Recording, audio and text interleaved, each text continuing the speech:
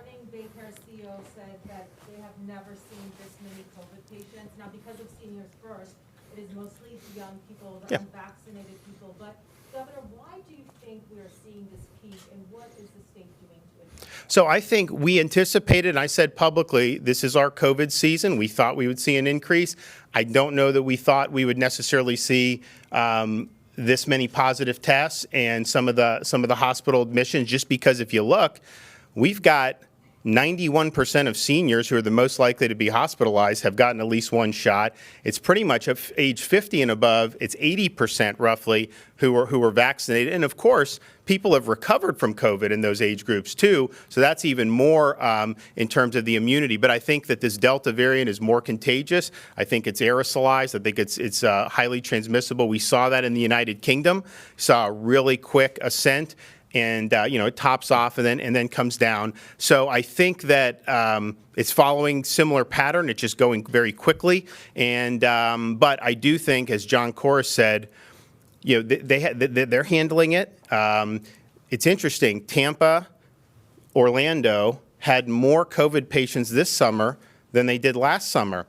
Miami-Dade and some of them, they have less. Jackson Hospital system is about 50% of where they were. So they've increased this summer, but they've not gotten close. I think part of it is they just got hit a lot harder, and they have more natural immunity based on last summer. But we think sending the message about the monoclonals, we obviously worked very hard to offer the vaccines to seniors first, but then to everyone who wanted it. But certainly. The name of the game is, if you're infected, we just want you to be okay. And if you do this, the chance of you having one of those 14-day hospital stays in the ICU goes down dramatically.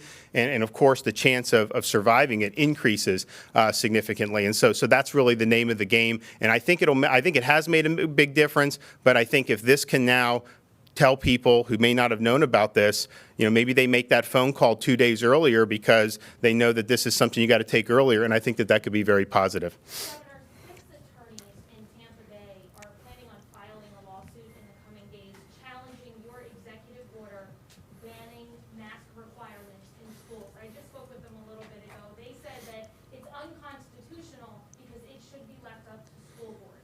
What is your response? So the legislature passed a Parents' Bill of Rights that I signed into law about a month and a half ago and laid down the law in the state of Florida is that parents have the fundamental right to raise their children, their health and well-being, and that has to be respected by the state at all levels of government. And so it's our belief that this should be a parent's choice. I think it flows directly from that bill, and I think we'll end up winning to do. At the end of the day, as a parent, I would like that choice.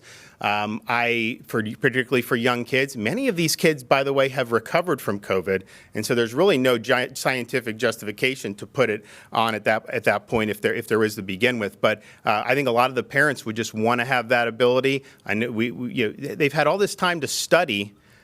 What are the harmful effects of putting a kindergartner in a mask for 7 hours? Have they talked about the emotional, the academic, the physiological? Why isn't CDC studying that? They've had a lot of time to do it, but yet you don't do it. And to act like somehow that this is just something that we shouldn't worry about, I don't think is acceptable. So I think the fairest thing to do is just say, let parents make the decisions. I can tell you from having a whole school year under our belt, because you remember we were the only large state that had 5 days a week in person from the beginning of the school year for the whole year. We had about 60% of school districts in Florida had mask requirements. About 40% did not. Most of the charter schools did not have those requirements, and most private schools did not. There's actually the no mask mandate counties had lower per capita cases. So certainly you can't show any type of causal relationship there. And so we did that. I mean, we had the whole school year, and you can look at all these different jurisdictions and see how it was performed. So we believe that the Parents' Bill of Rights was a good bill to sign, and we believe because the legislature passed that, providing parents with this choice flows directly from that. And we think we'll win. We also, though, I think you will see, we obviously have backup plans if there's any type of hiccup along the way. Yes.